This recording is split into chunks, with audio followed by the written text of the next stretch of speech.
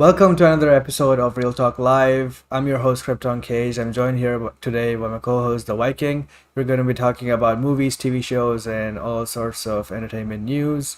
How you doing, man? Good man, good. I wish we all had as big as biceps as Chris Hemsworth Yeah, from that picture. yeah. You know, But our show, but no, our show the is, our show is a place where dreams come true. You know, so we're going to be talking about that stuff as well, and it's going to be interesting. So, yeah, yeah, the first topic here today is the Friends reunion. I haven't seen Friends ever, and um, that's the reason why I didn't see the reunion. So, you saw it. What did you think of it? yeah. Everyone for years has been looking for Friends reunion, and they're over 10 years after the show finished now. Yeah, it was number one show in the world for like 6 seasons straight, and I think 25 million people used to watch it. And the finale, 52 million people watched the very last episode. So it just shows you the fan base it has, and ever since it hit Netflix, just gets bigger and bigger, and people have wanted this reunion for years. Is there a reason why you haven't really watched it or come across it or no interest in it? No, I just never. I'm not into sitcoms, and so that's the reason why. That's the reason why I haven't watched Big Bang Theory or anything else. Yeah. Well, look, I was never like die hard fan of it. My sister was, or still is. She started watching it when she was like 8 and 9 and 10 and stuff. Still watches it, but she loved it. She got like loads of toys and the box sets and stuff like that. Yeah, board games. So she loved it, and like it's an easy watch. The comedy in it is it's like it's not like in like brand new comedy you've never heard of before. But I think the actors really make it. I think they're so likable and the way they deliver their lines. It's an easy show to watch. 23 minutes each episode. Seasons are pretty big. You know, I went on for 10 years and it was huge. And this reunion was pretty cool to see. And so many celebrities showed up as well. It was just cool to see them all hang out again. Did you see anything from the reunion that kind of caught your eye online that you were like, oh, that happened? Or did anything like that come Nope, across for you? no idea. When Lady Gaga appeared, she signed the famous Smelly Cat song with Lisa Kudrow. So that was pretty cool. Lady Gaga showed up. Reese Witherspoon was there too because she made a guest appearance on the show when it aired. A few other actors like that, Tom Selleck. And over the years, I had so many big stars like Ben Stiller appeared as well, Danny DeVito. But one actor I was kind of annoyed that didn't show up was Paul Rudd. He showed up in later seasons and he was a love interest for Lisa Kudrow's character Phoebe, and they got together in the show, and he was even there in the very last shot of the show. He's in the very last episode as well, and he didn't appear once, which was kind of annoying for me as a Paul Rudd fan. Arguably the biggest star to come out with Friends, maybe along with Jennifer Aniston. But yeah, the reunion was good just to see them all hang out. They talked about all the like behind the scenes, how they all got the roles, the producers, the crew, and it talked about some of the like struggles as well, trying to shoot, and some of the bloopers and stuff like that. They played a few games. It's basically just a cash grab, but it's like we all want to see this. Who were fans of the show, see them hang out again. And it would have been cool to see an actual reunion episode, but I think this was probably the best way to do it because it doesn't really hurt the original series. If they did a reunion and it didn't live up to the hype, people would be like, that's the bad memory, the last taste they have of the show. But I think what they did here was right because you, for someone who wasn't a diehard fan, I was emotional watching them kind of interact for the first time in a while and talk about certain things. I can only guess for people who watched the show religiously, how would they felt seeing them all together. So for me, it was worthwhile. It's an hour and 40 minutes, so it's like a movie. It basically is, and they play it. They do some readings from the script as well, which was cool to see. So basically, it is kind of a reunion episode. So they do play their characters again for a few moments here and there. So yeah, overall, it was good. You can find it on HBO Max or wherever you really find your HBO shows like Game of Thrones, Mare of Eastwood, stuff like that. Wherever you watch that shows now, that's where you'll find the Friends reunion episode wherever you live in the world. So I definitely check it out. It's a good one to watch, and it's actually pretty funny. And Matt LeBlanc, who played Joey, he's very funny in person as well. David Schwimmer, he's very funny as well. So like I think it was a pretty good watch. Entertaining. It wasn't boring. James Gordon hosted the kind of Q&A part of it. And he's if you like him, you're gonna like that. He was okay, but to bring back some of the old kind of side characters as well. Of course, everyone's older, so it's strange seeing them again. Because when you watch a Friends episode now, they're all the same. They're all that age, and that's how you picture them. But then when you see like side characters like um, Monica's parents, they're so old. You're like, oh my god, time is moving on. So, you know, but it was pretty cool, Casey, and you should watch Friends. It's an easy watch. Many people There's 10 discovered it on seasons Netflix though. as well, and yeah, but it's you kind of just play through it. 23 episodes, and the pacing's good. It's only like three or four locations every episode. Sometimes they might be in someone's workplace or on the street, but it's basically their two apartments, the coffee shop. So it's a simple show, but it's a lot of fun. Awesome. Yeah, it has a huge fan base and a lot of people are very passionate about it. So definitely check it out. Like I've been hearing the same thing like you just said, the same thing I've been hearing from people who saw it and they got pretty much, what they wanted from it. So, yeah. Yeah, and it's amazing the hype that it creates because I think the HBO Max subscribers went up a lot and the view count went up and all their videos as well because they greenlit the Friends reunion. Yeah. The trailer got insane views as well. So like I'm surprised they didn't milk it for a few episodes or something like that. But I'm sure it definitely brought in a lot of subscribers to HBO Max and it's all right. I would be interested to see how many it did bring in because this is as big as Justice League, really, Yeah. or as big as Godzilla versus Kong, something like this. Maybe even bigger because I think it's over 200 countries had the option to watch this when it was going on as well. Very big in France too. So yeah, it's probably the biggest show of all time. Yeah, a lot the primary, subscriber drive was going to be the Zack Snyder's Justice League and this one. So it's interesting. It's going Because to be we should interesting. say because people will say, "Oh, what about Godzilla versus Kong and Mortal Kombat?" They're movies Yeah, that were supposed to be in cinemas. These we're talking about Mayor of Eastwood, Friends, Zack Snyder's Justice League. These are originals. originals that Yeah, were just supposed to be for the platform. It's a pandemic never happened. None of those big movies would ever been on HBO Max. So this is the shows they were hoping to bring in subscribers. exactly. And I hope they did. Yeah, They also just recently launched in Latin America, so it's good for them as well. Of course, they'll be having, they'll probably have way more views and subs than they got from the Snyder Cut because of the huge fan base they yeah. have, and also Oh yeah, being in yeah. Latin America now. So I can totally see that. And like like if you just love Snyder Cut stuff or Mirror of Eastwood, but Friends was the biggest thing. You shouldn't be disappointed because you shouldn't be putting these shows up against each other Yeah, because they're all originals. You don't see Netflix like saying Jupiter's Legacy beat, whatever show, and they're throwing it in each other's faces. You don't see that stuff happening. That doesn't happen. It's all about the platform, and every show helps get subscribers in. So I like them all, so I'm going to enjoy them all. I just don't like to see people saying, "Oh, this one beat that one." It's a platform. You're supposed to subscribe for the platform, really. yeah.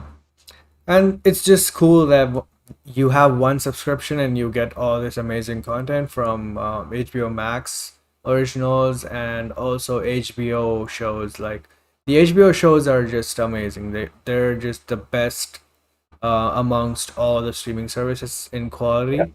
So there's no beating them for sure.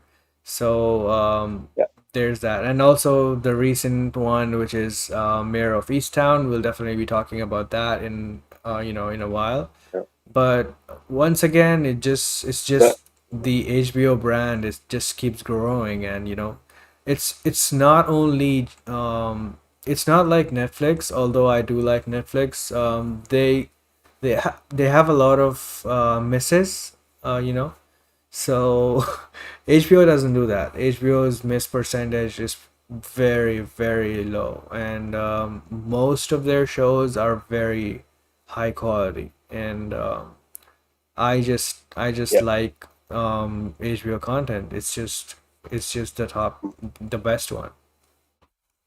yeah. It's the best quality shows, but they're not as marketed in a way as Netflix do it or Amazon. Yeah. You know what I mean? Like HBO have Well, like for Netflix me, is HBO has the worldwide, best. so they have the Yeah, advantage. that's what I'm saying. Yeah. Yeah, yeah, that's what I'm saying. Like, I don't think HBO helped their Yeah. shows a lot because they're not everywhere, and there's different kind. There's HBO Go, there's Yeah. HBO Max, there's HBO the channel, stuff like that. But yeah, I think they have the best quality. Some of my favorite shows of all time have come from HBO, and they're always high quality, and the stories are always engaging and interesting. So yeah, it's just a pity they don't get as much kind of worldwide recognition as say maybe a Netflix show or something like that, because Netflix just constant Yeah. pump of shows, but the quality isn't always there.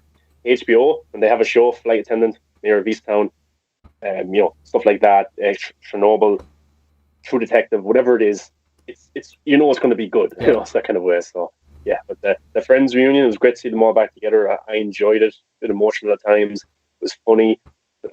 Seeing them all older makes you kind of think, damn, I'm getting old now as well. So it's definitely worth a watch if you're into Friends.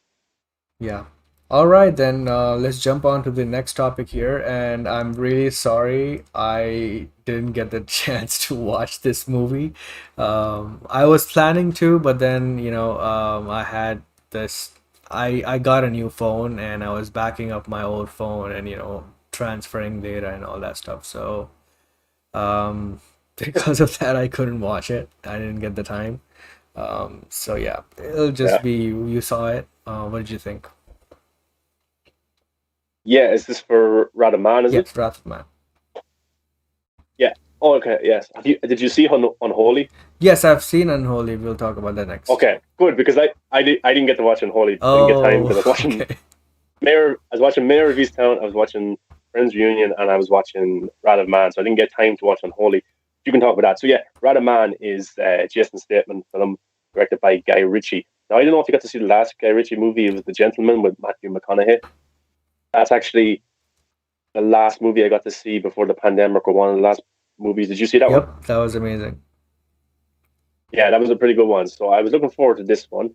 And, I went in blind to this one because I didn't see any trailers for it. So I didn't know what it was about. And I did that with the last Guy Ritchie one as well, The Gentleman. Never looked at a trailer, posters or anything like that. Didn't look. I just looked at my listing. I was in college that day.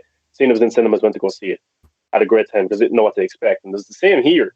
And the opening scene, there's kind of a heist. There's like a money truck that's being transported to go to a bank or coming from a bank. And of course, these guys stop it, they kill a few of the guards and they take the money. That happens, and then you meet Jason Statham's character, who you're not too sure what's going on with him, and he's starting to work for a company that delivers money to A to B.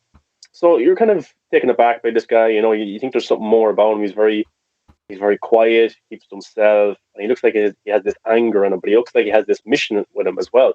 But you get to spend a little bit of time with him. But this is a film where the opening scene is very important because we get to see different angles of this scene.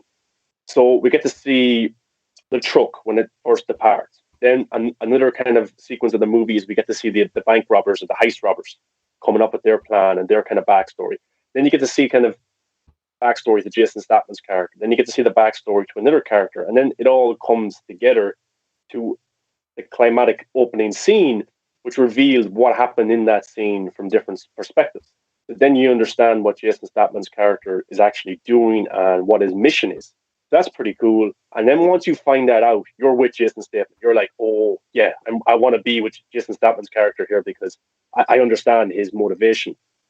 So you see different angles of it. And it was a pretty good movie. It doesn't have like original music like The Gentleman did. It's all score based and stuff like that. The action sequences are pretty cool. A lot of blood. It's definitely R rated. There's no sex scenes or anything like that. It's just pure action. And the guy who was in Mindhunter, the older kind of Yes, detective, yes, the older yes. kind of Holt. he's in this. Yeah, he was. I was delighted to see him because I love Mindhunter, and I was pity it got cancelled after season 2. But he's in this. He's pretty good as well. There's a few other actors that do be in all of Guy Ritchie's movies. But yeah, I think this is more in the vein of The Gentleman, because remember in The Gentleman we got to see a certain scene and you got to see different angles of Yeah, it and different perspectives. That's kind of this only 10 times more of that because there's more angles to it. that's typical So Guy yeah, I think Ritchie, it's a right? pretty That was yeah, he does something that on his he did movies. in King Arthur as well. Yeah, yeah, I did. Yeah, so that's what he likes doing. And I was thinking to myself, oh, is this going to feel like The Gentleman? But no, there's a lot more to this. So basically, the IMBD plot for it is, because I don't want to spoil it because it's very interesting. The plot follows H, which is Jason Statham's character, a cold and mysterious character working at a cash truck company responsible for moving hundreds of millions of dollars around Los Angeles each week. There's a reason he gets the job. There's a reason he wants to work at this certain place, but I'm not going to tell you He's the because you need to watch this transporter. movie. Yeah, that's a good one. Yeah, yeah. But that's basically what he is, and it's just I would say one word to kind of talk to describe this movie would be just cool. It's a cool movie, and Jason Statham. Look, he plays these kind of similar characters, a badass who can beat up anybody. But I think there's something special about this one because of what actually happens and what drives his motivation. So I would definitely check out this. It's on demand. You can see it in some cinemas as well. The cinemas are open back up here next week, I think. I'm not too sure if it's going to be in cinemas here, but go check it out if you can. It's definitely a good one. And Guy Ritchie has been on a bit of a roll. Aladdin did pretty Yeah. well. A weird kind of movie for him, you Right? know. It was so Like, different from yeah, his it's very weird. style, but he still nailed Yeah, it. yeah. It's like I don't know. It's like Zack Snyder doing a Disney Yes. movie, but it doesn't feel like Zack Snyder at Yeah. all. Stuff like that. So, yeah, it's definitely a good one. And sorry if you can hear my dog barking, but yeah, it's awesome. And you should definitely check it out because I think you're gonna like it big time. Yeah, I'm definitely like I don't even need to see any trailers for, although I do love seeing the trailers, but I don't need to see a trailer for a Guy Ritchie film. I'm As soon as it's announced, I'm all in because I love, Yeah, all of his films, and his style is very unique, and it's especially these kinds of films where The Gentleman and this one, King Arthur. That's King Arthur kind of is more fantastical, but there's still that English British humor type of thing in that. So I do like that stuff, and I'm definitely going to check it out. yeah. It was good humor in it, and it's not like it's laugh out loud humor. Of course, it's more like subtle humor where it's not trying too hard. It's kind of a lot of f bombs and stuff like that, which is pretty cool. And Clint Eastwood's son's in it, Scott Eastwood, Oh, as kind of as a villain, kind of a villain, and he's doesn't have too much to do.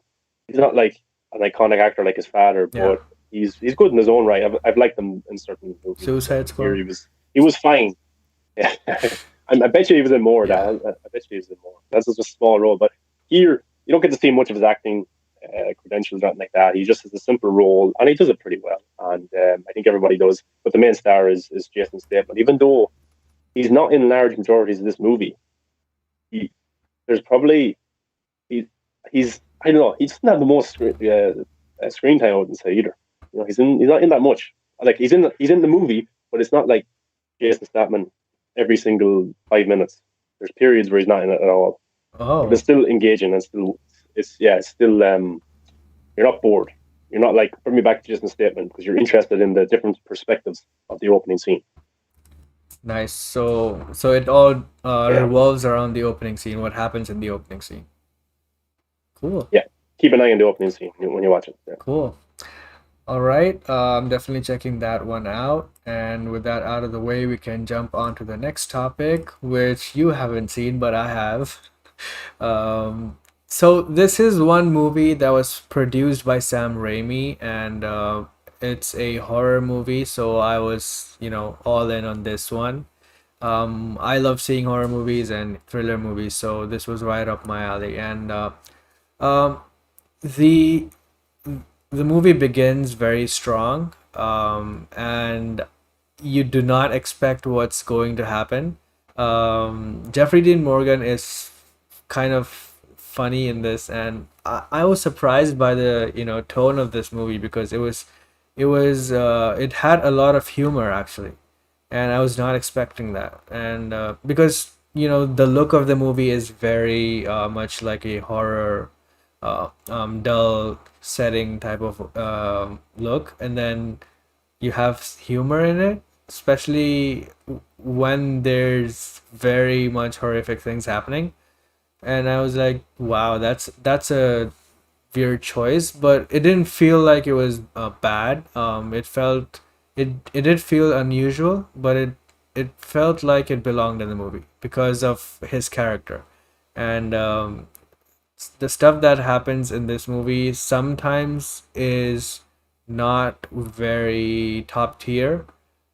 Sometimes you get the feeling that it's a low budget, bad movie type of territory. It goes into that, but then it comes back out. So I would definitely, recommend this because one thing I would have done differently is hide certain things, um, to create mystery more, but they didn't do that. And it depends on, different kinds of audience, I guess. But for me, I prefer when the horror element is very, hidden until the end. But this is just all out horror, and I think you'll like it. The ending, however, is not as good as the rest of the movie, but it's still good. The I liked the movie, and again, I was not expecting it to have comedy or humor in it, but it did. And then there's also this new actress that plays the lead, the co-lead with Jeffrey Dean Morgan, and she was amazing in it. And I really liked her as well. So yeah, definitely check it Yeah, out. the director of this was his first movie to direct, Yeah, directorial debut. So did you see some potential from this director that could be a really good director, or did they have a long way to go yet before they no, no, could no. call themselves a I director? can definitely see him doing another movie which is way better than this one because this didn't feel like he was an amateur. It just there's some there's some choices that I would have done differently to create a more thrilling experience. That's all.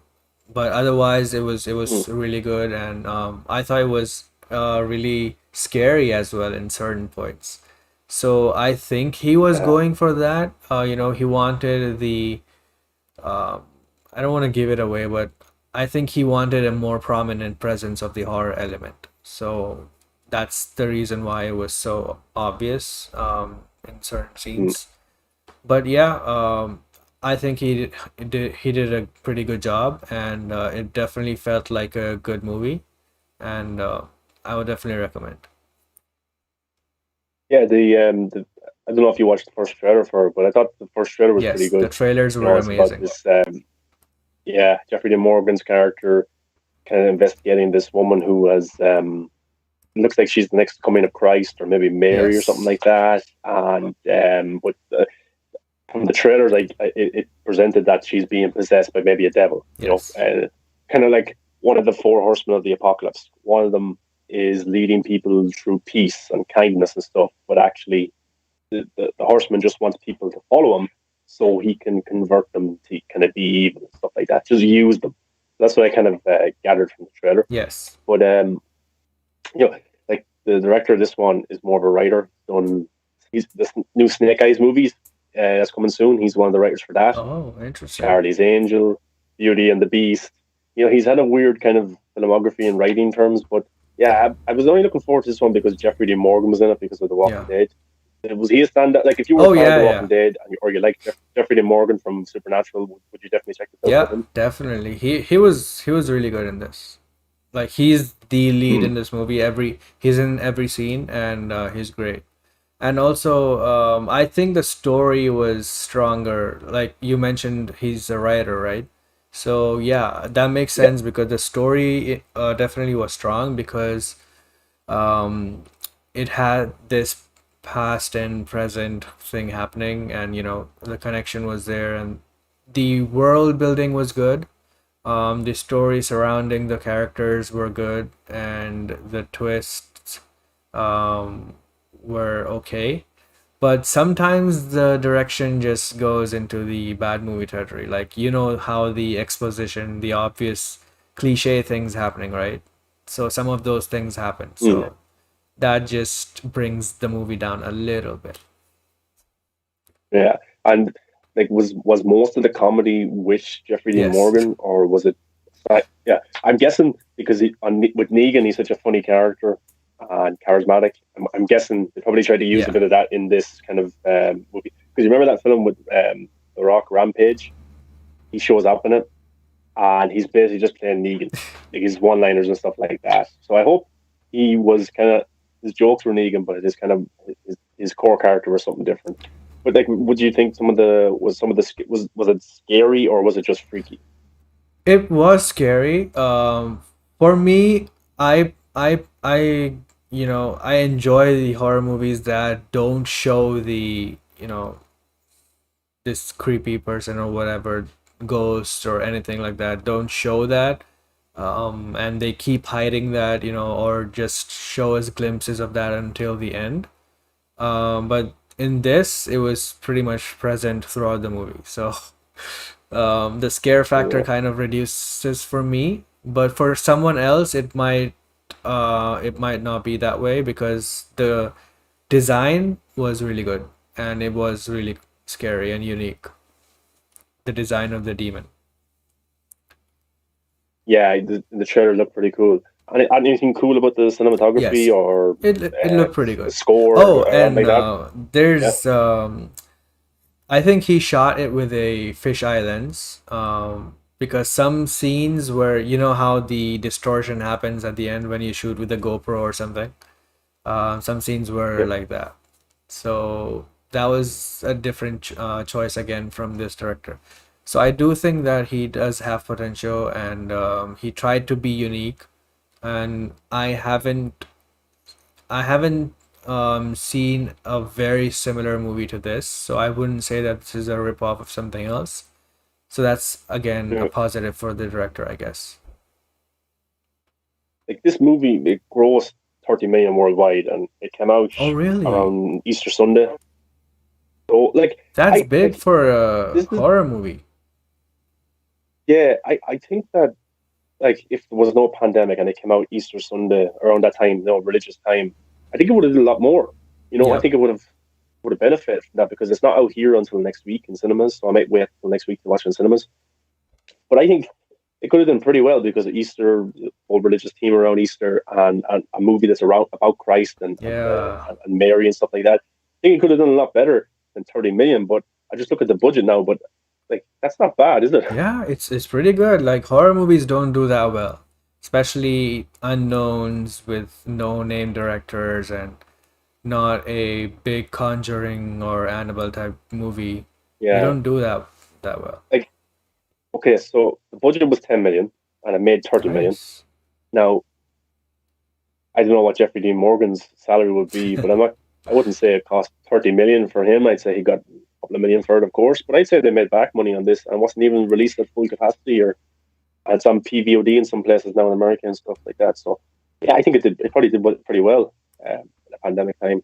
Probably would have did a lot more. Maybe. Yeah. I'll definitely check that out next week. Yeah. Becca says, Becca has a reaction. yes. She says, saw this movie yesterday, very cool movie. Haven't been that freaked out in a while. See, this is why I said that it could be subjective because some people get scared, well, by the Yeah. design or by seeing that, and for me, it kind of reduces that because now there's no mystery left. So yeah, I really like the design and it was very unique and it really was scary. So, and Lily as well has. yes, Lily Grace says, I'm too scared to watch scary films. I understand that. um, yeah, horror movies are not for everyone. Just stick to the comedies. Yeah. Like horror is like it is like comedy. It's subjective in a way, isn't it? Like some people get scared by certain things. Like I'm not a big like horror movie buff in that way, but I like Michael Myers, like those kind of ones, like that Scream, and I like Jeffrey Dean Morgan, so I'm going to watch it just for him. So you like the slasher type of horror movies? I know, yeah, I think Michael Myers is kind of cool character and Yeah. Scream and stuff like that. It's just I don't get scared with him, but I like the stories Yeah. to them.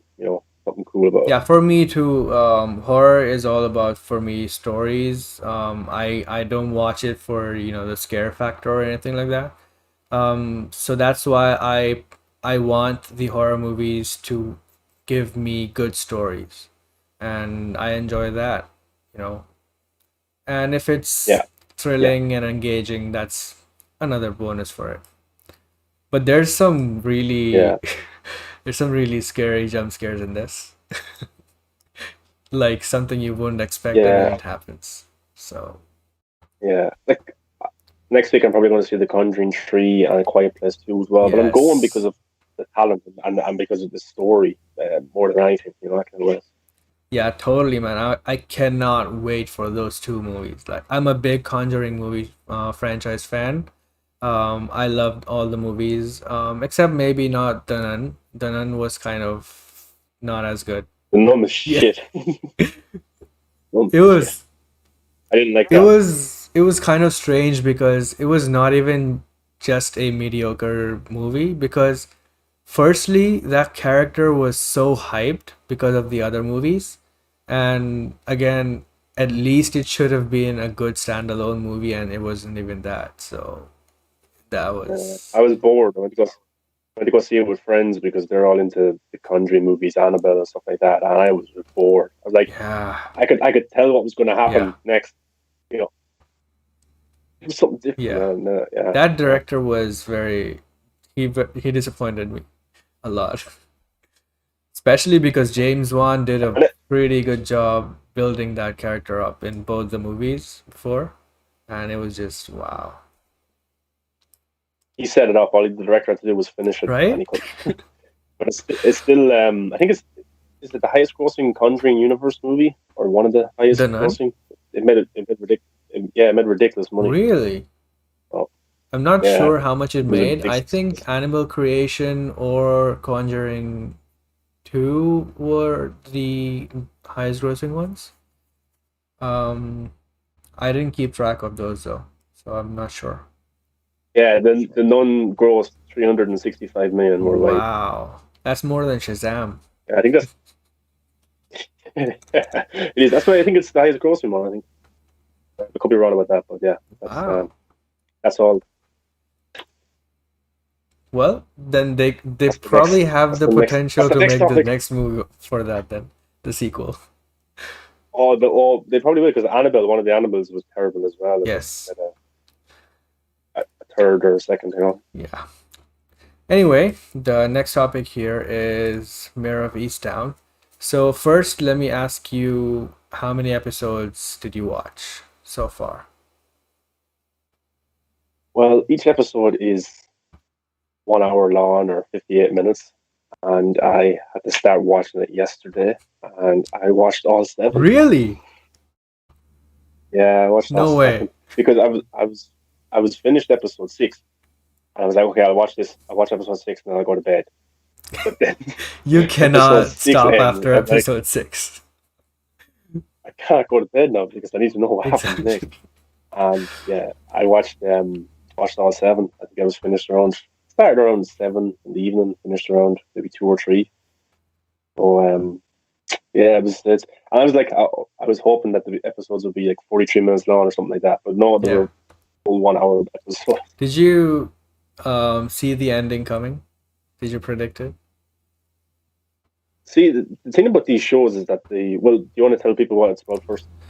Yeah, well, it starts with this jaded police detective, and there's already an ongoing case of a missing girl, and there's protests and stuff like that when police are already working on it, but they have no new leads, so it's getting postponed and delayed. But there's protests from the girl's mother leading the group, and she's putting pressure on the police department, and obviously they are just doing their job, and you know it's not like if the mom is going to say, give me back my daughter, it's not like the next day they're just going to get back the daughter. It's a process, and it has to go through that. And So yeah, that was ongoing at first, and then at the end of episode one, we see another dead body of the girl. That's of course that's in the trailer, so I'm not spoiling anything, but that happens. So the entire show revolves around solving that mystery, who killed that girl, and there's a lot of amazing characters in this show, and every single so it's the premise is revolving around that one particular case, but since it's Mare of Easttown, Easttown is basically a small town where everyone knows each other. So because of that, it's giving us a lot of characters that are interconnected somehow. Had some sort of connection in the past or some sort of connection in the present. Some of them are related. So a lot of stuff like that makes it very interesting, and they're not sidelined or anything like that. A lot of them have pretty good arcs throughout the show, and especially with the daughter of Mayer, I really liked her story as well, right up until the end. um uh Usually shows like this, they tend to focus just on the main story, and then they sideline everything else, but this was pretty good. They're pretty good in weaving together everything and all the characters and making every single one of them important to the story, and I loved that. And I also liked the fact that there's some um lightness to it as well. There's some humor. There's she goes on dates and stuff like that, so there's um that as well. But yeah, I really really enjoyed it. The every week the episodes were really gripping, and the suspense was great. I did not see the ending coming at all. They build up to something, and I was so there's different layers of reveals that happen at the end, and I predicted some of them, but didn't predict the very last one that happens. And I don't think anyone can predict that. That's just impossible. But they did a pretty good job at that, and I was really surprised. And it was so emotional too, the ending, because of something that happened, and pretty much the finale was just top tier, HBO again. It just the whole show was great, yes, but the finale was just very special. It was amazing. What do you think? You're muted. Qualities. I think it's the most successful show on HBO since HBO Max launched. Hmm. Well, I think HBO Max it wasn't running right. It was stopping for people, and it kind of crashed because so many people were tuning in. Now, is that because they were tuning in, or because HBO Max needs to sort out their software? Probably a bit of both, you know. But yeah. So Kate Winslet's in this, of course, as the main character. She's brilliant, and yeah, as you said, she's playing a detective who's working on this case of a missing girl from years ago or a year prior, and they've made no ground. And then there's a new murder, but they bring an outside detective is brought in to work on the case with her, which is played by Evan Peters. And it was awesome seeing Evan Peters show up Yeah. and done right this time instead of one division. But I was taken aback because he's playing this kind of older detective, and he's very like he doesn't look old. So I was kind of like, I don't really buy it. But then after you see him a little bit on screen, you're like, oh, it's Evan Peters, and he's doing a pretty good job here, and he's a very likable character. And I kind of wanted him and Kate Winslet's character to kind of get together, even though it didn't seem that right because it seemed like there was a massive age difference. But I don't think the characters had that massive age Yeah. difference. But yeah, they're looking for clues for this murder and for the missing woman from a year prior as well. And as you said, there's different kind of unraveling of the plot.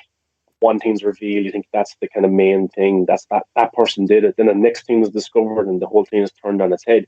And they don't do it for shock value to say, "Oh, gotcha." it actually makes sense. They actually show the perspective of where it Yes. makes sense. And you're talking about the big reveal of who did it. With these type of shows, it's a murder show, and we've seen these millions of times on TV. Sometimes done well, sometimes not. So you're always looking out as a viewer to think, oh, that person did it.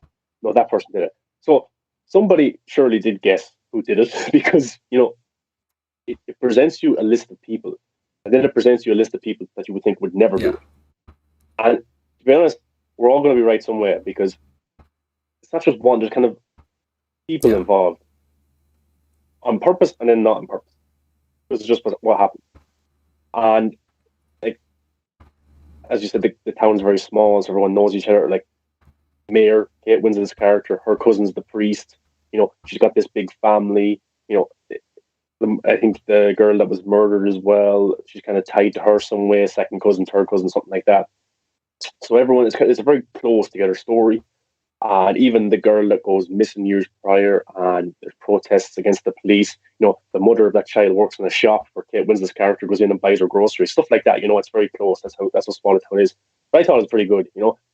Some of the shots are pretty nice as well, and performances are all good. It's a top-notch show, and I don't think that the twists were done out of shock value. I think they were done out for the story, and they made sense. Yeah. So for the very last shock, I was a little bit shocked because we're told this character did it. We're told this is how it happened. But then more unravels and more unravels. You're like, oh, okay. So it's very hard to get it right. But I think everybody at least gets it right maybe once, Yeah. because the show keeps going on and going on. And then you're looking at your runtimes. So there's 40 minutes Right. left. Is this it? And there has to be some other twist to it. So then it leaves it very small of who else could be involved. So you might get it that way. But yeah, I thought it was a good one. It's not a deep show or anything like that. It's very much on the surface. But Kate Winslet's character has gone through a lot. She's lost family members, and she's single, and she's trying to run her family and deal with the case and protests against her as a cop. So yeah, I think it was pretty good. And will there be a season two? I don't think it needs a season two Oh, too much. I think the it's a story it's a set up limited series, so for it season won't two. get season two. Yeah, but the Kate Winslet said she'd come back for season two. Really? The creator though said he doesn't want to. Yeah, I mean, it was a One season limited thing. And I series, so think I don't think they will get to renew it anyway. you know? yeah, yeah. But there was a big shock value in this show as well because of certain things that happened. I was like one scene in particular, I wasn't expecting it to happen. A certain character, but yeah, there's lots of shocks and then lots of twists, and it's a good watch. It's definitely a good watch. It's definitely worth your time. Yeah, I would absolutely highly recommend this one. And it's just 7 episodes. You can watch it in one weekend, so go ahead and definitely watch it. Also, I liked the friend character. I forgot the name. Lori, I think is the name. Mayor's friend. I think her character was amazing. Probably the best character, or at least my favorite character. It was her story arc was amazing until the end. Like I said, every character gets importance, gets screen time, gets a story and arc throughout the show. So I really like that. There's no one in this Mm, in the main cast that doesn't get enough, story or anything like that. yeah. And Jean Smart was in it as well. She played the older version of Silk Spectre, is it from Watchmen? That Yes, character she from the is TV show. amazing.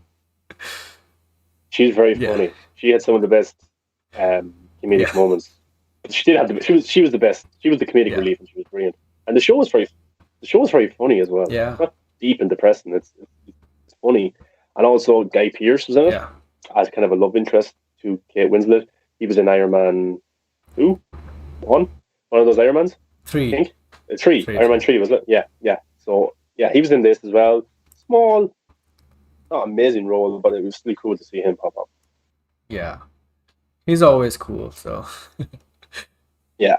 But Mare of Easttown, definitely check it out yeah, on HBO Max, HBO Go, HBO here. It's a different place. Wherever you are, wherever you watch your HBO content, that's where it's available. And the most viewed show on HBO Max. HBO since HBO Max launched, which is pretty big. There's another HBO show called The Undoing. That is also very good. So if you like this show, definitely go ahead and check that one out because again, that stars Nicole Kidman, and she's also amazing in that. So definitely check it out. Yeah, And Hugh Grant, both of them are amazing in that. yeah. And hiding TK has a few comments if you want to bring them up there. Yes. You know, she never. Okay, spoiler. Neither did I, and I'm glad for it. Or boner. Lol, he's not having good endings in these series lately. Why hiding? Why? Well, look, he was done dirty in One Division, but I think here he's a bit more presented in a better way and a better performance as well. Yes. Yes, yes, and Yeah, yes. I agree with your comments, but there's I the won't say anything. yeah, there's certain stuff about the diaries and about Yeah. a character whose brother's on drugs. I don't want to say why they make sense, but they do make sense if you think about them a little Yes. bit harder. Why they were trying to cover up certain things. So There's yeah, once you see the show, there's a lot of you'll things understand. that they do here to confuse us and, you know, put the blame on someone, or just trying to shift the blame or suspicion to other people. But because of the good writing, it feels very organic and feels very much motivated by those characters and within their character traits. So that is pretty good. Otherwise it would have just felt like, oh, they're just purposely doing this to uh screw us away. But yeah.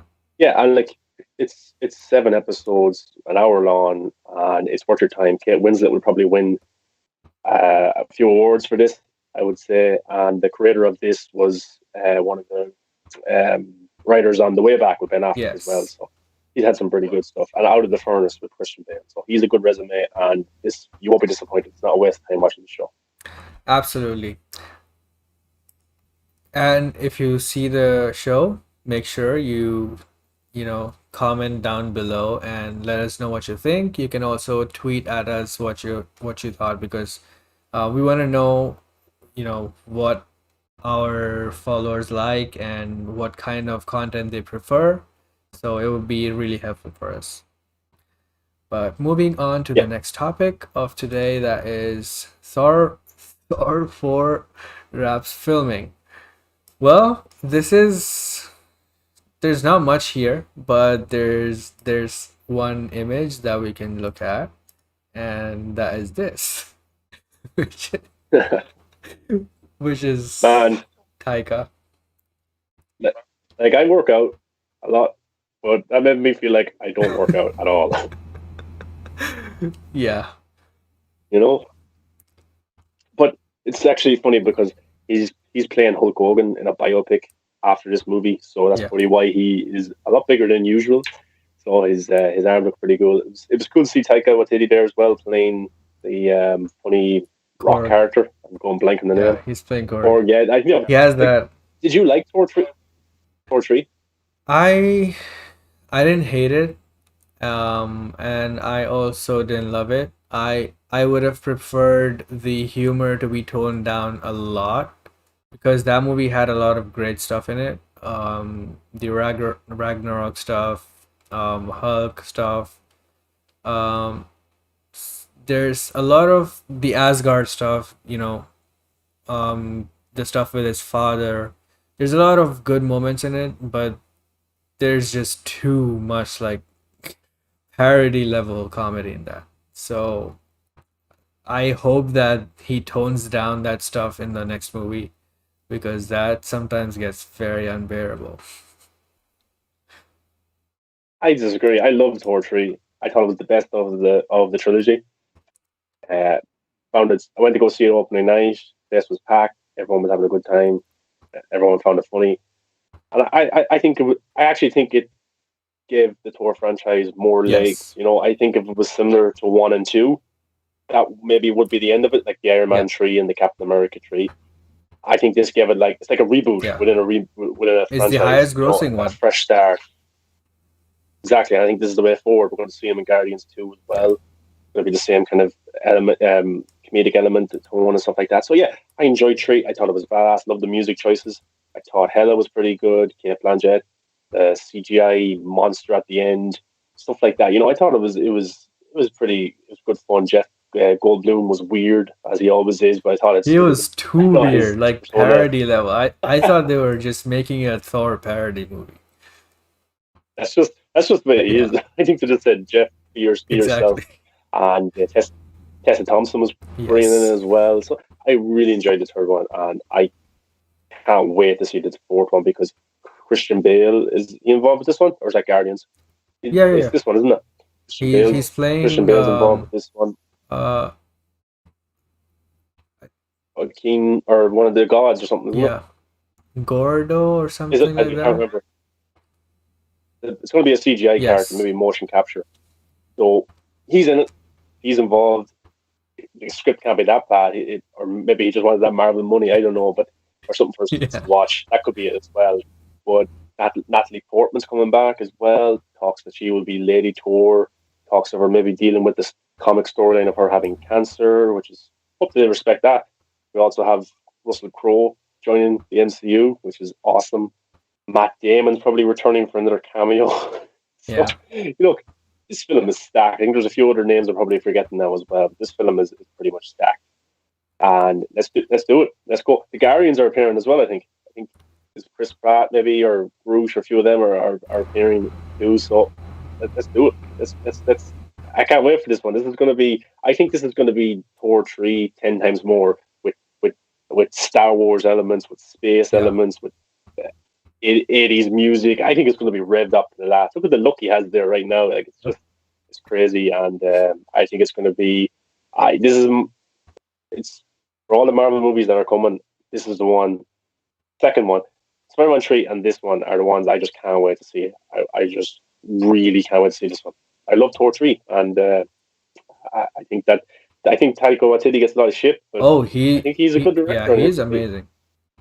yeah, yeah, and he looks like he's having a good time personally as well. Tessa Thompson and Rita Ora hopefully had a good time directing the movie, and if he can pull off a movie as well as he can pull off, Being being with those viral. two, then that's for a pretty good movie. Yeah. So, Well, it has wrapped now, so maybe hopefully we can see a teaser or something soon.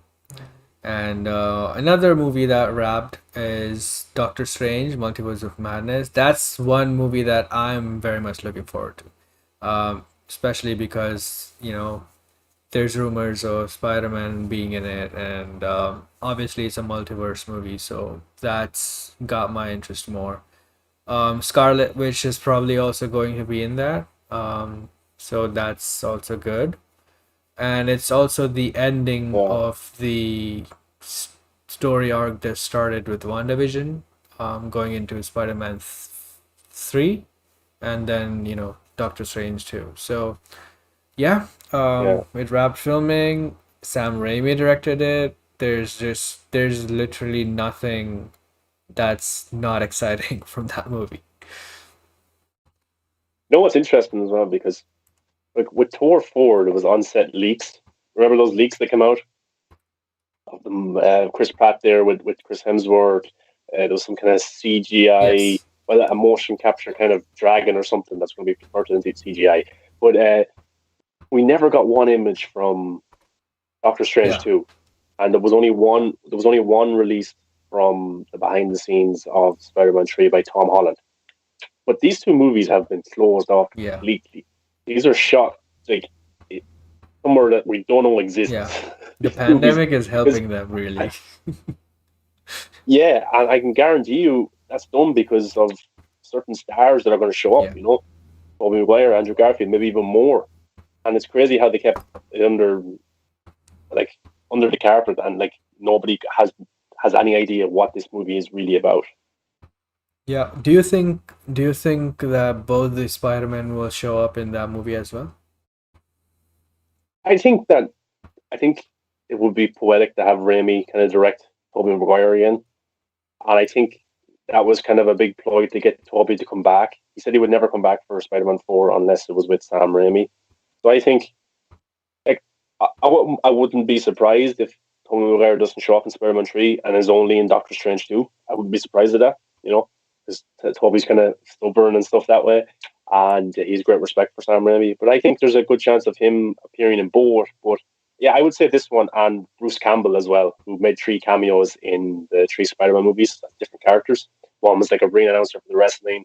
The other was working at a restaurant. I think he'll appear here again in another cameo.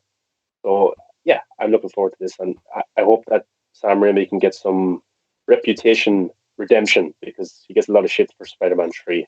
Yeah, I mean, it would be awesome to see him direct Toby again, and also he's directing Doctor Strange, which is also a fun fact that Steve Ditko was the person who created Spider-Man and Doctor Strange, the characters for the comics. So now, if Sam Raimi does Doctor Strange, he's the only director that directed both a Spider-Man movie and a Doctor Strange movie. So that's a cool little fact for Yeah, him. and it's kind of it's weird how in Spider-Man 2 they're coming up with names for a villain, and Doctor Strange is dropped. You Yeah. know, by one of J.K. Simmons' Jonah Jameson's employees. What about Doctor Strange? And he goes, "No, it's Yes. taken." That's pretty weird how that worked Yeah. out. And I would love to see kind of a reference to that or something again. Something like that'd be cool. But yeah, it's I don't see how like Spider-Man 3 has its problems, but I think that was more studio Yeah. meddling and stuff like I that. What still liked it. Venom pushed in there and Um, stuff. Yeah, I like it as well. It gets a bit weird with James Franco when he kind of gets a little bit realizes who Spider-Man is, and he's like so good. It tastes of the pie and stuff like yeah. that, and dancing. And it gets a little weird, but yeah, I think this one will be good, and I hope he brings some of his horror elements into this. Yeah, I hope so too, but I doubt that's going to happen because the reason why Scott Derrickson left was because he didn't want to Feige didn't want to do the horror thing. So I doubt that that will happen. Yeah, well, like Sam Raimi is a lot more. No offense to Scott Derrickson, but Sam Raimi is a lot more weight, maybe around Yeah. Hollywood. Kind of way. He's an OG director coming on to a Marvel Yeah. movie. I don't think you can push around Sam Raimi too much. And I think for me, it gave me a lot of confidence that he signed on for this a sequel when he wasn't even involved in the first one. Yeah. You know, it gives me confidence that he will deliver, and he got a lot. He got his way more than other MCU directors. Maybe. Yeah. And the first movie was good. It was a solid solo movie, but I think that the bar is not too high, and he doesn't have to do exceptionally well to make a great movie. So yeah. Um, That the first one was so trippy. yes, All the different. I it's so weird to watch that movie. It's so everything moves around and kind of hard to concentrate. yeah. I saw that in the theater, and it was a great experience. Gray says, "I want to believe the rumors that it's a Spider Verse movie, but I'm still recovering from Ralph Boner. So are we." I want to see Garfield. Yeah, Yes, I am a big Garfield fan, and just seeing him in one scene will make the entire movie for me. So I'm that desperate. yeah. Same for Yeah, Toby. With me, just Toby appearing. Well, yeah, I'll be like a little girl screaming. I will. I mean, I love I that. I love just want to see that. Toby Spider Man too, and he was good, but my favorite is Andrew. So I definitely want to see both of them. Yeah, I like all the Spider-Mans too. It's just Yeah, Toby's my Spider-Man. Becca is also saying the same thing as you. Toby is her Yeah, Spider Man. yeah.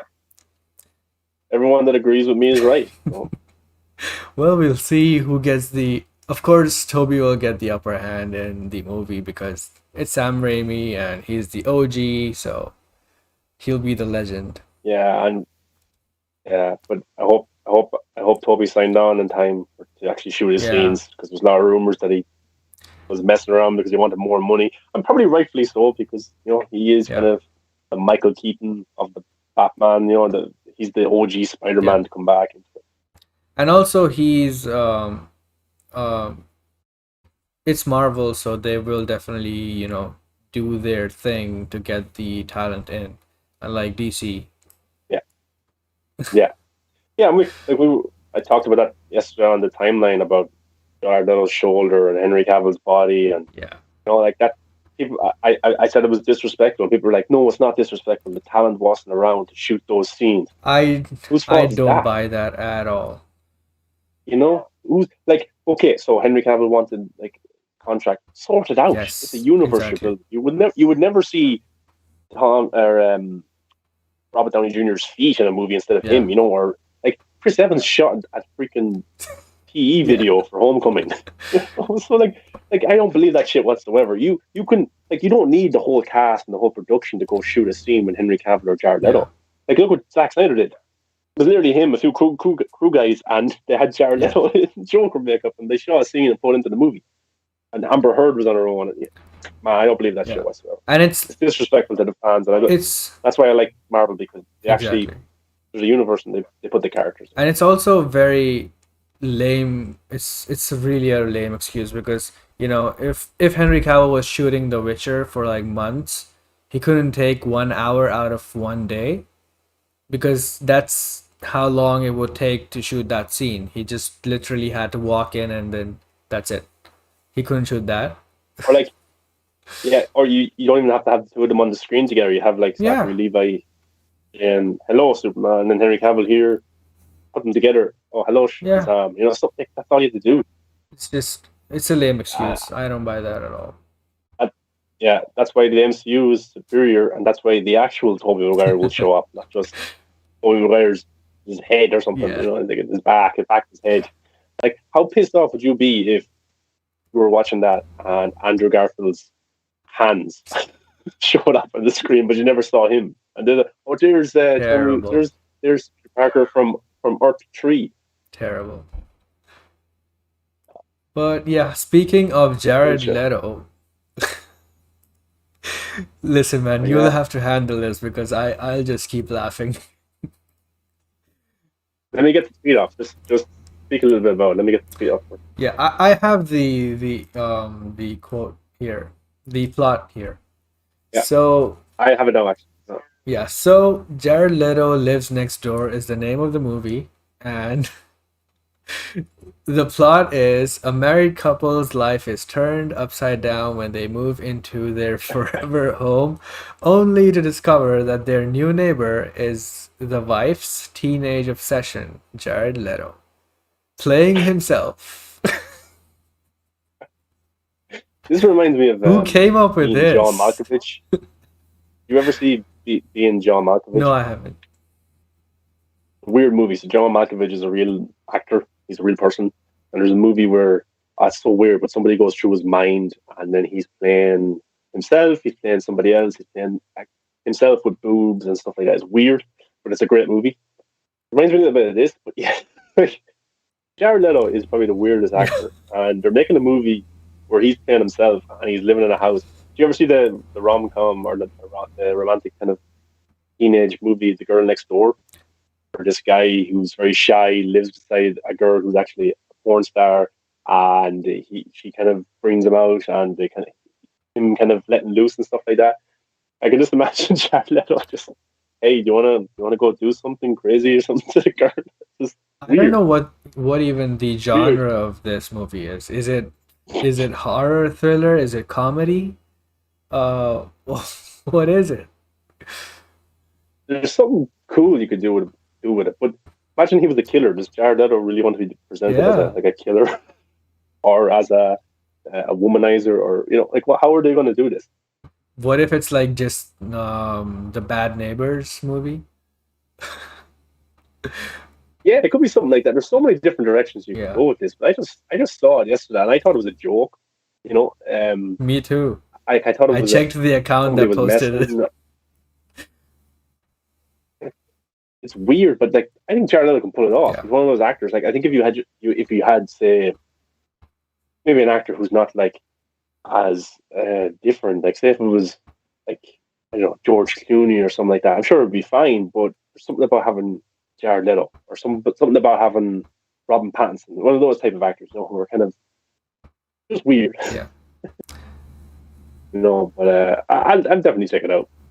And we don't know much about it yet, only that it's being made. Yeah. We don't know the genre. We don't know who else is going to be in it. And are there going to be just unknowns, kind of co-stars, or will the co-stars be known, but in this world they're just random people? There's so many ways you can go about it, but I'll watch it. I'm already in.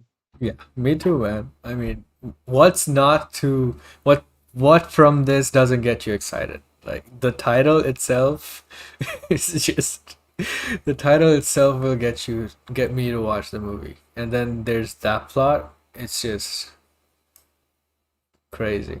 Like, yeah, like all we know is the plot. That's all we know Yeah, right so far. So I just thought it was an interesting one to bring up because it's very funny. it Yeah, is. I just thought, yeah, I'll watch it. So yeah, we'll definitely be I just, covering and updating everything that's happening with this movie on the yeah, show for sure.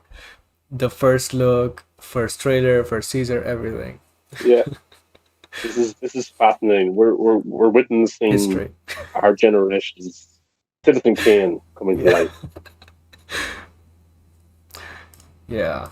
I can just I can just imagine Jared Leto at a party or something. Yeah, that's what I'm wondering. Is he a writer? Is he a killer? Is he just a is it just a comedy movie? I don't know. It's very fascinating though. And like, so these married couple and the wife obviously had a crush on Jared Leto Yeah. when she was a teenager. So she is maybe her mission is to try and, I don't know, hardly get with him, or I don't know, maybe she witnesses him do something weird in his Yeah. backyard or through the window, stuff like that. There's so many ways you can go about it. Woman in the So window I type. don't.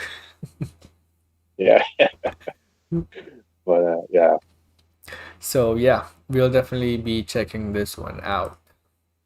And for our next topic, we have vindication, the topic.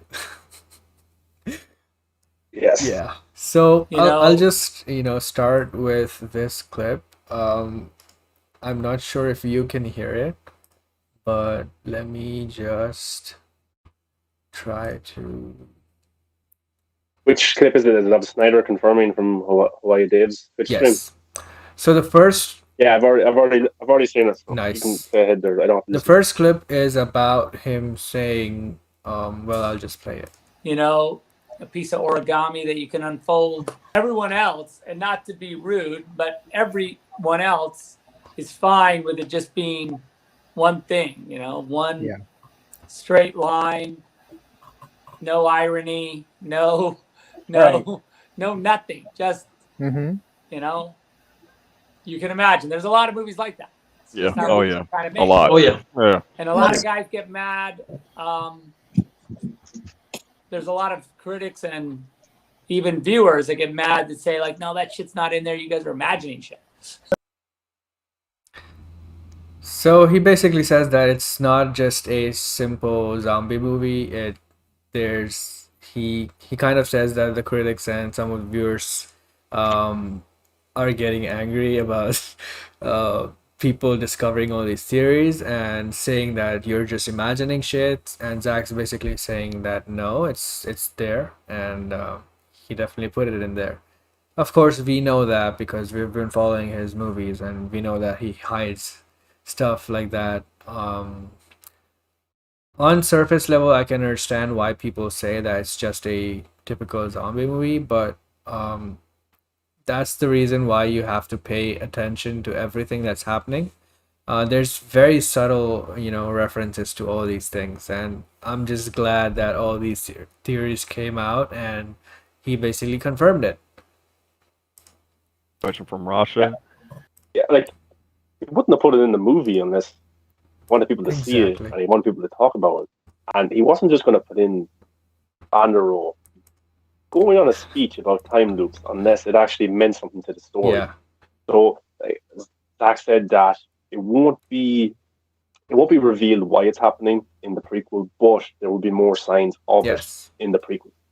at least the animated one with Joe Manganiello. And so maybe even in the theater one as well, there'll be slight hints of it too. Maybe with the vaults, because that's going to be about him getting into vaults and how to crack them and stuff like that. So maybe.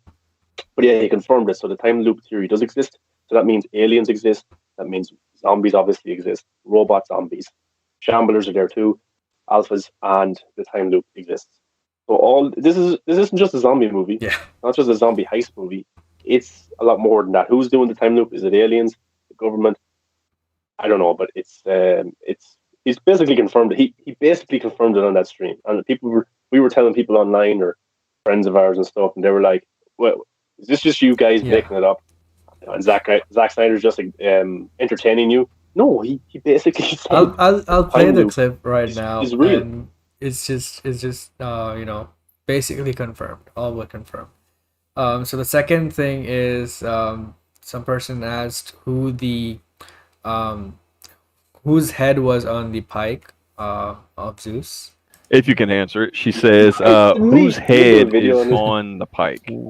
Or if you can't say, will we ever know whose head is on the pike? Because I feel like when Zeus first walked in, you kind of focused on it for a reason. Yeah. So, will we ever find out whose head? You will find out. You will find out, but it is a police officer. But yeah, that's all I'll say. Because that's his ballistic mask. The mask is a ballistic mask. It's like a SWAT mask. At the bottom. So yeah, he says that it was of a police officer. So my theory kind of was that it was some lab researcher that experimented on Zeus, and it's similar to that. It's someone, a police officer. Maybe it has to do with the lab, or it has to do with the crash landing of the UFO. Near that area. It could be anything, but I just am so excited to find out, because the way he reacted to that question, it felt like there's something very interesting to that. Yeah, my personal theory was that another alpha tried to challenge Zeus, maybe because Zeus's plans was just to live in Vegas, confined, build a community and repopulate in there. But the theory has been proven, and you were kind of right. You said it was somebody that experimented on him, or some human, or something like that. So yeah, that's pretty cool as well. I'm interested in, like, a police officer. Why is this police officer so important? What did he do to warrant his head being chopped off and being placed on a pike? That's what I'm interested to see. There's probably another guy like Cummings. Yeah, I wonder if the reason he's not saying who it is, I wonder, is it a character from the prequel series with Joe Manganiello? I wonder, is it one of the characters that's going to be in that show crosses Zeus some way, and it's a message from Zeus, don't mess with me. Yeah, that would be cool. And Zach also said as well that one of the, I forget which actor he said is playing it, one of the generals or a military officer. Really bad guy. Christian Slater, I think. Yeah, he's a real dickhead. So he's supposed to be really good. Yeah. And then another question was about Tanaka and him being the puppet master. And Zach said this. I just have one, and it kind of like splits into two. So when Vaughn calls Tanaka a puppet master, I've put into theory that he's kind of like in control of like the entire loop. Are we ever going to see him in the future movies, or at least know what his role is? That's exactly what he's saying, right? Tanaka, puppet master, devil or god, right? Mm-hmm. That concept is somehow Tanaka has placed them in this, and that's the version to me where it's some sort of moral penance that they've done something, right? And that Tanaka, even though he seems like the villain in this version of the movie, maybe there's like a morality tale, like they have to, they have to do some sort of penance, and then they can either die for real, I don't know, or they get, they're absolved and they never have to do it. The interesting thing about this is that he said that he's kind of controlling who's going to, die, and who's going to die after serving their penance. And I was like, why is he doing that? And what's his role in all this? And why does he have the power to do that? Why do you think Zach said that? He could do that. Why do you think he said that? Yeah, like people like very critical of this movie, saying that why did it set up these kind of things without conclusion? Why was there aliens in the background of that shot? Why was there the thought of a time loop? Why was Tanaka, very annoyed over just losing like the zombie head over money and stuff like that? Like, I don't look at this as one movie. I think there's so many layers to it. We talked about Mare of Easttown, how each kind of storyline unravels the plot to the conclusion. I think Army will do that. I think this movie, the sequel, the prequel, the spin-off, I think that's what it is. And we don't know right now. But then again, the end of Man of Steel, where Superman caused destruction with Zod and people died, we didn't see kind of the blowout from that until Batman v Superman with the media and stuff like that. We don't know his intentions unless we see the prequel or the sequel. We don't really know yet. But people saying that, this movie's all over the place. You have to see the next one. It's Zach didn't just make this as a one-off. He made this to be expanded as a story, maybe even a 5-story arc. So I don't know why. I don't have any answer to it. I don't even have a theory. I don't know how he can manipulate or he can judge and stuff like that, because we talked about him sending in different teams and how when Dave Bautista's character called them to tell him that we'll take the job, it came up as possible on his phone. So he obviously had other people in line to take the job, but he needed Dave Bautista's crew to take the job. Yeah. And you could see the kind of relief in him and the look towards Martin and the rest of the generals that, they're in, thank God. Why? Why And then? again, on his phone, it said Batista's number was possible. His contact name. Yeah. So there's something to that. Yeah. So he was relieved that he took the job. Yeah.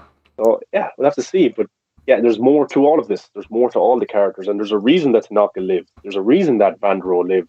I even think Dave Bautista's daughter, Kate, will have more to play as well. Because as you said before, she's the only character that went into Las Vegas without selfish intentions. And there's something pure about that. As a character. So I wonder, will that come back around? Maybe Vandro will need her to some capacity, because he knows her intentions are pure, because she's an honest person. So it's Tanaka is a very interesting character. The way he had the model of the building, and that's a great actor. So he wouldn't be cast just to play this like one-time role, because his role was pretty small in the movie compared to screen time and stuff like that. So, and even he wasn't even talking in all the scene. The final shot we get to see of him, he's just looking at the TV and he sits down and he's disappointed. That's the end you see of Tanaka. But definitely more to him. And I don't think Martin knew the full story either. Yeah. I think Martin just thought, he wants the blood, makes him rich and stuff, money and stuff like that. But there's look, Zach could bring wizards into this world, Yeah. Who knows? He said that there's this is going to be a trilogy. If Netflix wants to do more, this is going to be a trilogy. He said this on the stream. So it's not going to be a 5-part arc. But maybe it is if you consider the animated show and the prequel movie. So yeah. It's funny because Zach also mentioned that he was going to end. Before saying that, I'll just play the time loop clip first. I think my question is, Nora knows every bit of information about Vegas, the Zombie Queen, and the Alphas.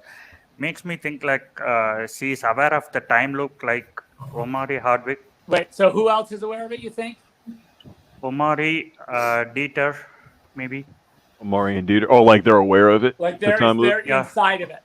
Or that they have, I think the way to think about it is like, do they have residual memory from the first loops, right? Do you somehow keep some, because like everyone else wakes up cold or they go back into a cold and you have this small bit of, and maybe something happened to you in particular, different from everyone else, it allows you this little bit extra vision, right? Allows you that teeny bit of like, when you reset, that you're like, wait a minute. Like, I know this place. Like, we've been here before, that kind of thing, right? Mm-hmm. Yeah. Deja vu. You definitely see it with Amari. Yeah. You definitely see it with Amari's character. Yeah. I noticed it big time the second time I watched it. Yeah. Well, good.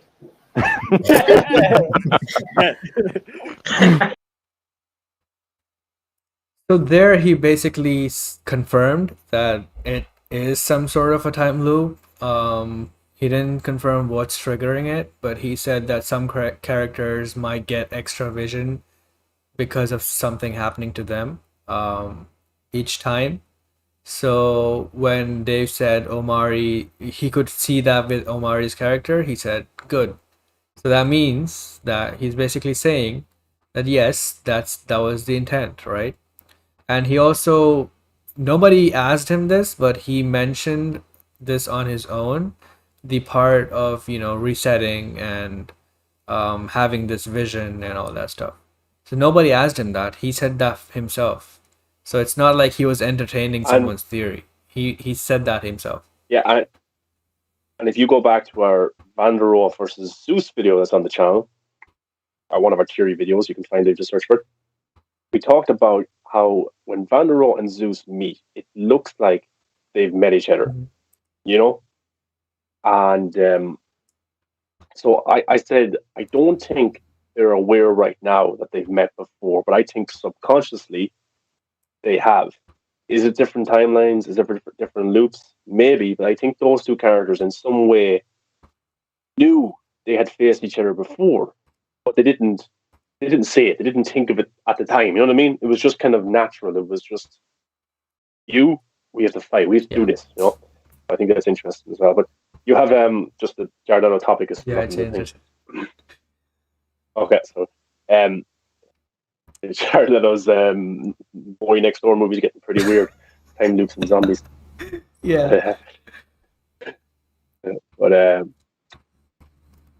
Fear Jason said no audio. Was it on the last video? What?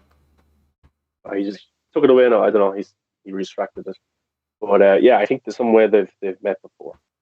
Yes, definitely. I think they met before, but also I was mentioning that with the loop thing, I was mentioning that by the end we see Zach decided actually to not do this, but he considered ending the movie with Van der Rohe back inside the nursing home where we first see him.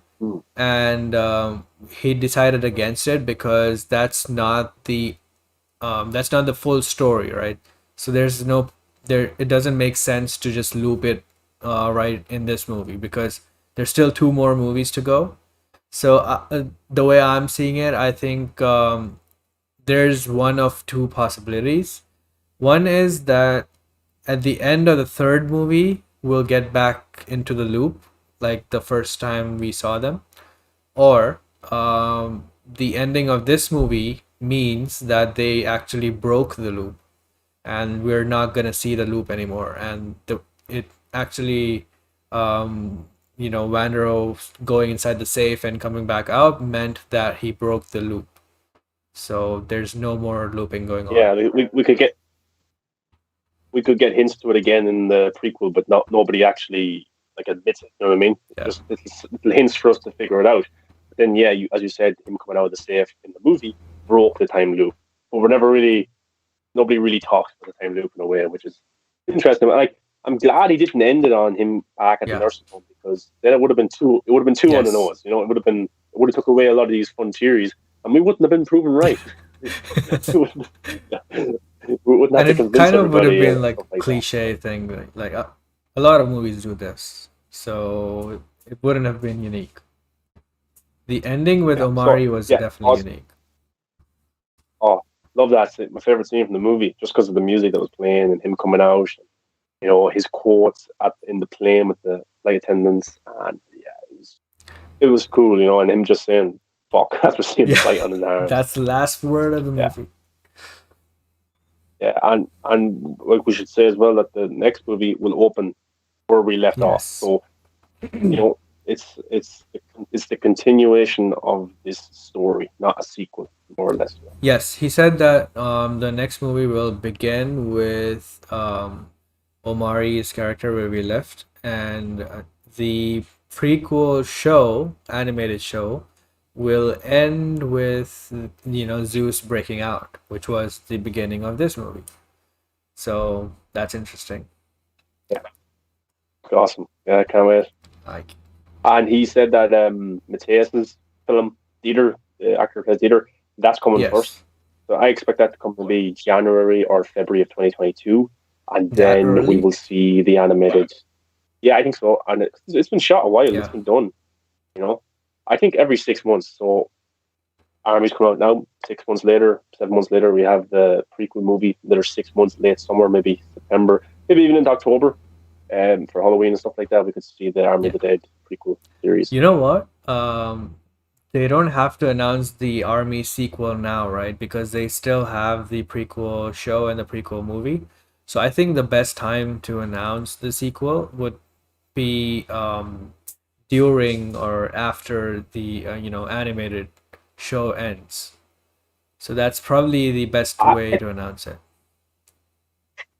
I think that's a little bit too far off, unless Zach was going to be busy from now until then, But I would announce it just before Army of the Thieves. I think it would get people maybe watching it more, and then tune in for Army of the Thieves, stuff like that. I think you could do a big marketing stuff around that, maybe. But we could get it sooner. It could be later. Netflix might not even announce it. They could just say, Zach, go make it. That's just the way they run things. Yeah, but I'm 99% sure that Netflix will definitely announce a sequel because they got Zack Snyder, in their catalog, so they definitely would love to make more.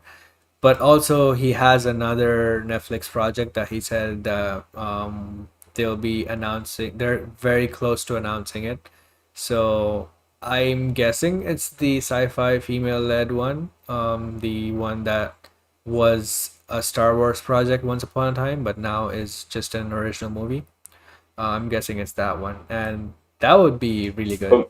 Would be the best Star Wars movie we've gotten years. It could be. Might not be lightsabers or anything like that, but it could be in space, and it could be with something cooler than a lightsaber. But is there anything cooler than a lightsaber? Well, Zach always surprises us, so we'll have to wait and see. Yeah. On that note, watch Zach's next movie, then we'll find out what it is. But yeah, that's it for Army of the Dead. It's basically vindication for us because all of our theories were proven right, so we're pretty happy. Hey, this wasn't to gloat. This was just to show you the facts. This is the stuff that dreams are made of, man. Oh.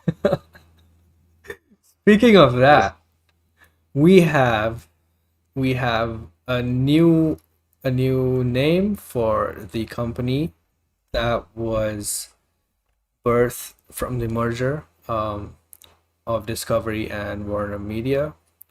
It's called Warner Brothers Discovery. Wow, such a brilliant name.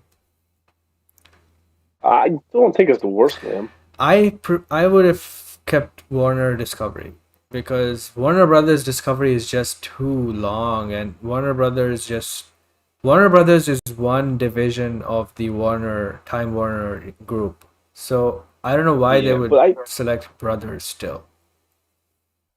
Like when you're going right, okay. So Warner Brothers is the famous name. That's the name from the original brothers that created Warner. That was never going to be changed or got rid of and stuff like that. To be honest. Now, if you're telling me, if we're in a conversation and I ask you, Casey, what are you doing tonight? And then you say, I'm going to watch Invincible, and I ask you, what's Invincible on? What are you going to say? But this is the company name. It's not the streaming service name. Yeah, I know. I know, but it's probably going to be changed to something like that because that's what they're transitioning to. They can't change it right now, but it's going to be Warner Brothers something. The HBO Max is going to be renamed to because they have a huge marketing I think they problem with should them, just a go huge with branding Warner problem. Max still. I Uh, was behind Warner Max since the conception, and I really liked the name and the logo, everything with that. And then they just abandoned that. It was such a brilliant idea. like Warner Brothers Discovery, it's not a terrible name. It's It's so not. big. These two companies, Look at Disney, it's Amazon, like Apple, and then you have Warner Brothers yeah, Discovery. Like, but sure, you have NGM, which is shortened true, because the name is very long. There's Paramount Pictures, there's Universal true. Pictures, like Look, at the end of the Warner day, Brothers the name Discovery. doesn't Yeah. matter. It is what it is, but it's just a minor thing for me. Well, I think we can both agree that the logo they used is terrible. Yes, look at the beautiful sky and the golden logo, that stuff that dreams are made of. I think the tagline is very um it sets a very interesting way forward. I think Zaslav really wants to change the shitty fucking management that was handling Warner Brothers in the past 5 years. I Everything he's saying makes total sense. Like everything we've been saying since so many years is basically what he's saying now, and I'm really enjoying Right. everything he's saying. And I hope he just um, does what he says and not just be a politician or um, I think he will. yeah, He's known for being very strict and very, very much puts the business first. Because his Discovery was a big yeah, success. Like he's one of the most highest paid executives ever. He had bigger paydays than Bob Iger did in terms of annual salary and stuff like that. So, yeah, he looks after himself, of course, but he always has the business in a good position. And he's coming in here to rebuild, to get back the reputation of Warner Brothers. Many talent have left Warner Brothers and won't work with them again because of the stuff they've done over the last few years, especially the movies being thrown onto HBO Max without even asking the talent, without having a meeting with talent, pissing off directors like Chris Nolan, Denis Villeneuve, fallouts with Zack Snyder, so many other directors as well, talent, actors, all that kind of stuff. So he's coming in to rebuild, and this, never mind the terrible logo or the color of it, and stuff I like think that that. will change But the anyway. slogan, yeah, I think the slogan is very much, it's a positive thing to put out there, to say we're changing. So, we'll have to wait and see. It's going to take a while for his kind of his stamp on things to work in terms of movies, in terms of the business side, in terms of how things are done. But he's definitely going to improve the business. That's like he's everywhere he's gone. He He has been literally a success. cannot make it any worse. So by default, Yeah, it's going to exactly. And improve. yeah, exactly. And I don't know if this doesn't automatically mean he'll restore the Snyderverse, Yeah. because to be honest with you, the Snyderverse on his list of things to do is very Yeah. much down the bottom. So is a lot of other movies as well. He's got a lot of shit to clear out first. He's got a lot of internal management to do. So that stuff needs to be done first. Then we can talk about the Yeah. projects. But I think he's gonna change things up. I think Warner Brothers will get back to the way they used to be, and I think it's in the right direction now. I don't think Jason Kilar had the power to change things by himself. I think he did some good things, but he didn't have the power, and he didn't have the reputation. He didn't have the reputation, to be honest. So he came from what, Hulu, was Yeah. it? Did well there. Came here on paper, pretty good guy, but David Zaslav kind of has this persona to him. Oh, this guy's been around a while. This guy's he's made a lot of money. He's made a lot of success for his services. He's a customer first kind of guy, and so was Kilar, but different kind of management skills. So we'll have to see Yeah, it does how it look goes. very hopeful from everything he's saying, and I'm not very skeptical, as I would have been if I didn't hear him say all those things, because he's saying the things that I believe would make Warner Brothers better. So I completely agree with whatever he's saying. He's basically saying that the creatives should lead, and they should be in charge of stuff like this, because the business people don't know. they cannot handle creative properties, and you know, and by creatives I don't mean that the directors should go and be an exec or anything. They obviously they will be, like Kevin Feige is a producer and he is a creative as well. Like he knows what he's making, he knows all that. It's not just a name on a spreadsheet for him. He knows the characters, he knows the stories. So someone like that would benefit the movies a lot. And yeah, Gray says that I thought that image was a joke, and yes, that's what I told you as well when you sent me that image. I thought that someone just fan made thing and they posted it just because they wanted to tweet about it, and then you said no, that's official, and I was like, what? That couldn't have been Yeah. official. But then again, it was Yeah. probably just as a first look, and obviously that will change later. And the slogan was very small Yeah, and that nothing was like terrible. that's it. It's yeah, but look, that doesn't mean anything. Like the same way as like that's a movie we both love. If Batman v Superman was called whatever, Superman v Batman. then bats and ducks, flying cats, stuff like that. It doesn't make a Yeah. difference. It's still a really good movie. Interstellar, you can call it whatever you want. These are still good movies. It says nothing really, but I just think I think they have to change HBO Max name because there's a big rebranding problem there, big time. Because, like, okay, so you watched Mare of Easttown, I watched it, but we didn't watch it on the same services as people did in the Yeah. US. Like here, it's Now TV. That's where I watched it. Oh, Now TV is where I can see the Friends reunion. Cool. So I'm subscribed to Now TV here. I don't know what HBO Max is. I don't care what HBO Max is because I can't find it. A regular person, like I don't know what Yeah. that is. I know what Netflix is. I know what kind of Amazon is, those kind of stuff. But I think just for when they start rolling it out more internationally, I think they're going to have to rebrand to get people involved because Disney Plus, Paramount Plus. Yeah. It's not that hard to come up with a good name. Like, just play it safe. Copy Disney Plus. Just say Warner Brothers Plus. Just copy them. Just play it safe. Warner Brothers Discovery Plus Max. Yeah. That would be their name. But I think Pay Warner extra to get Max the Max. just fits perfect for everything. But Yeah, but I think I wouldn't be surprised if there's like something in contracts to have the bros there. I just hate Warner the bros Bros. in there. Just why? Just so amateur. I know that it's a historic name and all that, but come on, why? I don't mind it. I don't. I think it's the name they should go with. Warner Bros. It also Most will fuck up successful- the Shield logo because there's 3 letters now. BDD or WVD. Yeah, W. It's not even catchy. It's not even exactly. catchy. That's my main concern. It doesn't have a ring to it. It's just a name.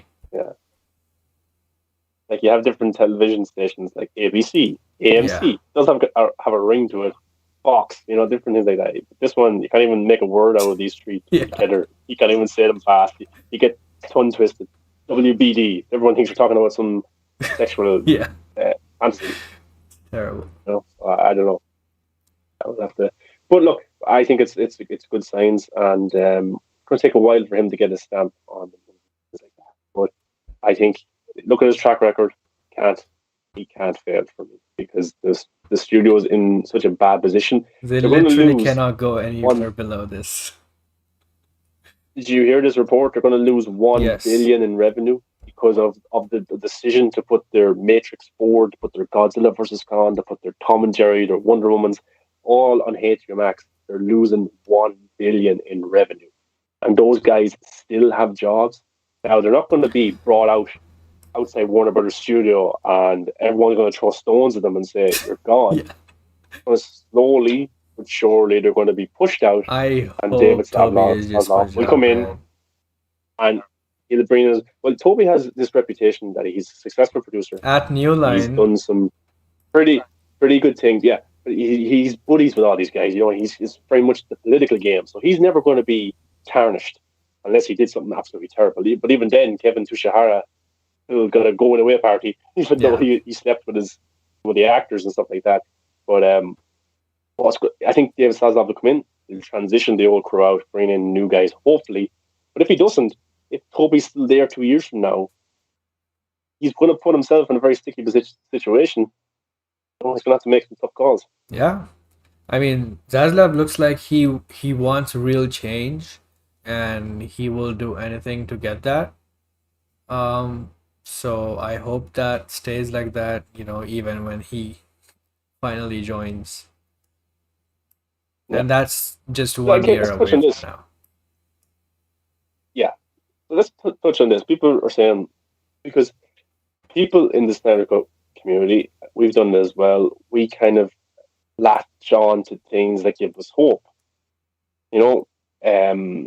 Zack Snyder coming back to shoot additional photography. Oh, they want more of the Snyderverse. The movie did pretty well. They want more of the Snyderverse. There's new guys coming in. David Zaslav. He wants more of the Snyderverse.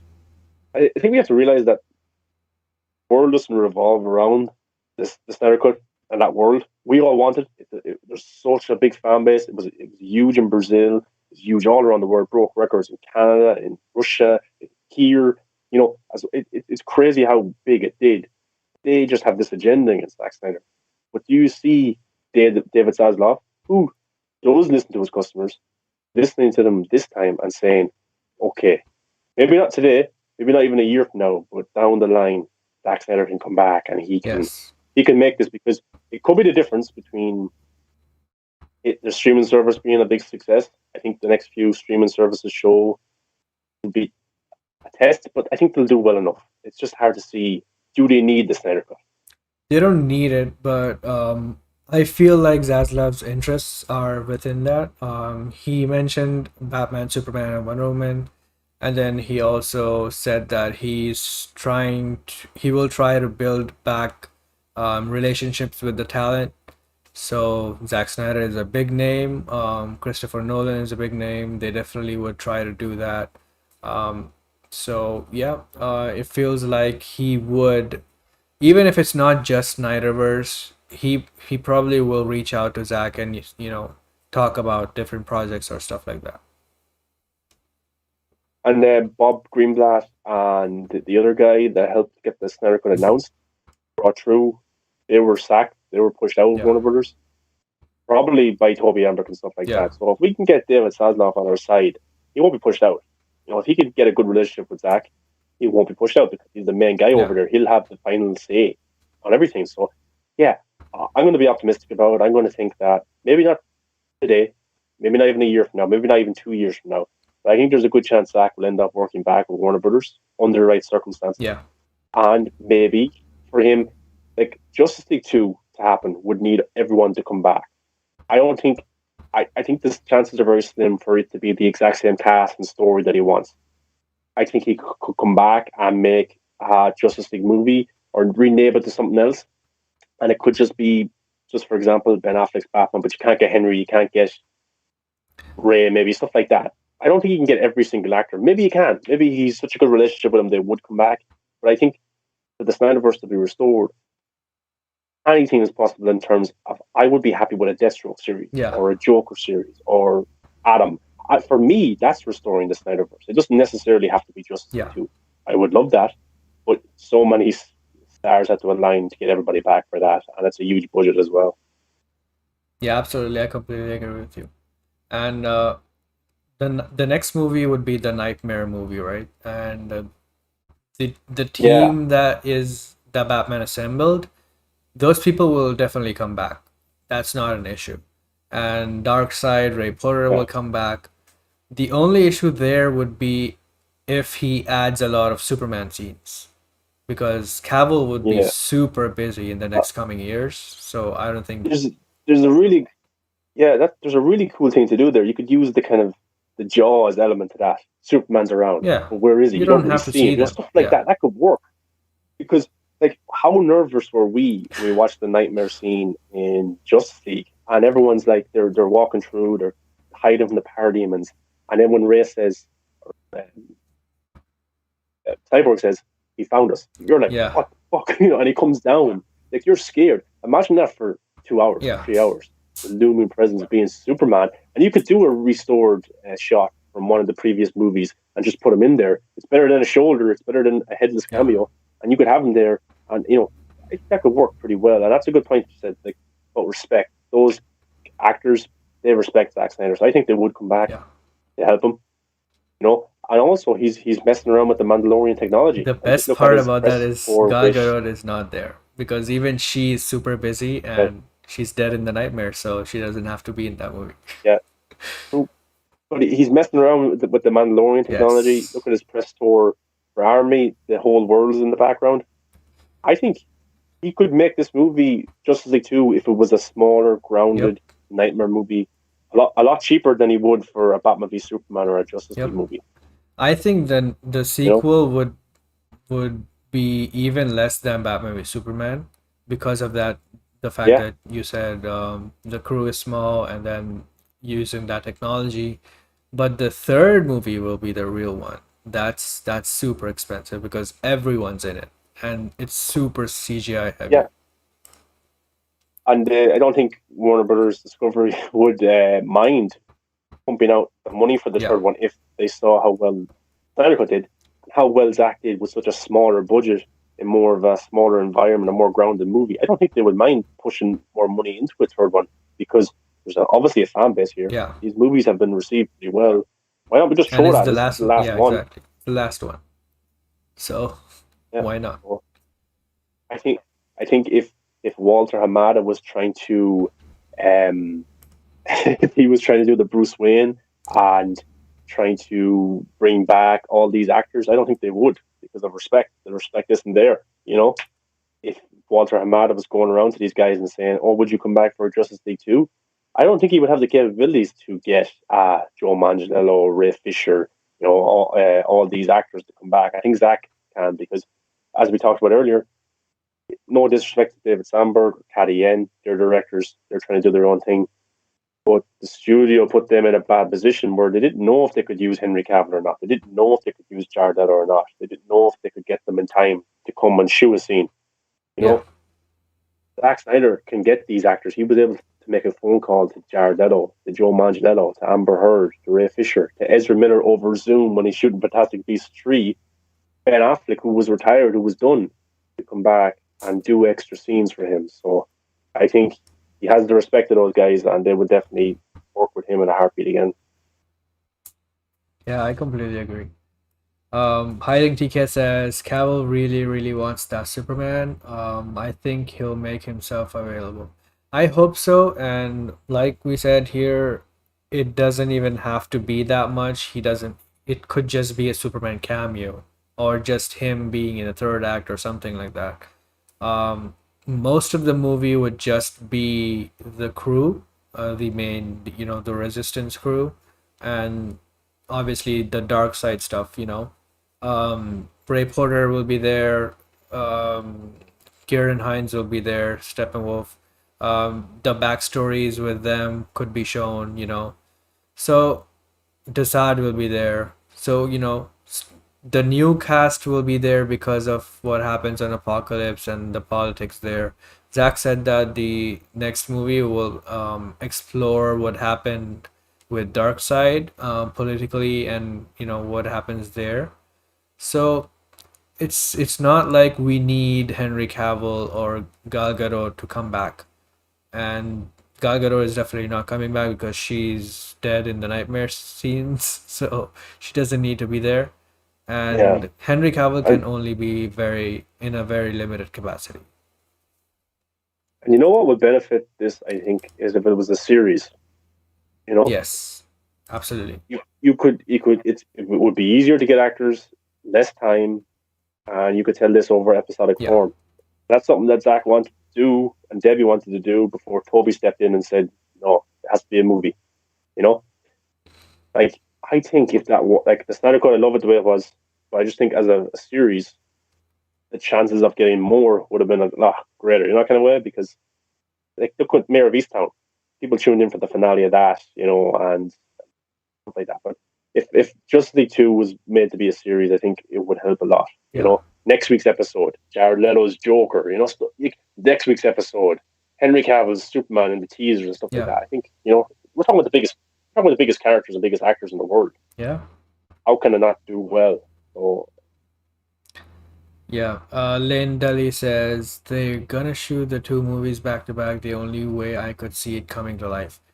Um, I am not sure if they would do that because financially that's not very viable. Because that would cost them so much that jumping right into it is kind of risky. So I think the second movie they would do first because that's a kind of a lower budget thing, and then they would do the third one. yeah, I think that's not a bad idea, and I think they would do that if they were fully behind the Yeah. universe.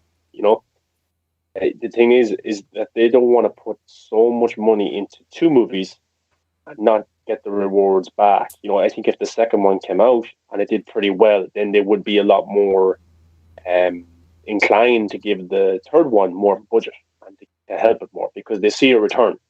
Their worst thing would be to make two and for it not to work out well, Yeah. and they can't really take that risk. Like we probably would do well, but you can do that with Avengers Endgame and Infinity War. You can shoot to them back to back because you know they're going to be a hit. Yeah. They're going to be a success. You're going to make your money back. DC can't really do that right now. You know, like if that's the case, why didn't maybe James Gunn shoot Suicide Squad in two and three back to back? You know what I mean? They don't know if it's going to be a hit. They just don't. So that's a lot to do with it as well. For certain franchises, you can do that. Maybe a Lord of the Rings, but not many. Not many. You could do Yeah. that. And it's also a good idea because it would save budget, right?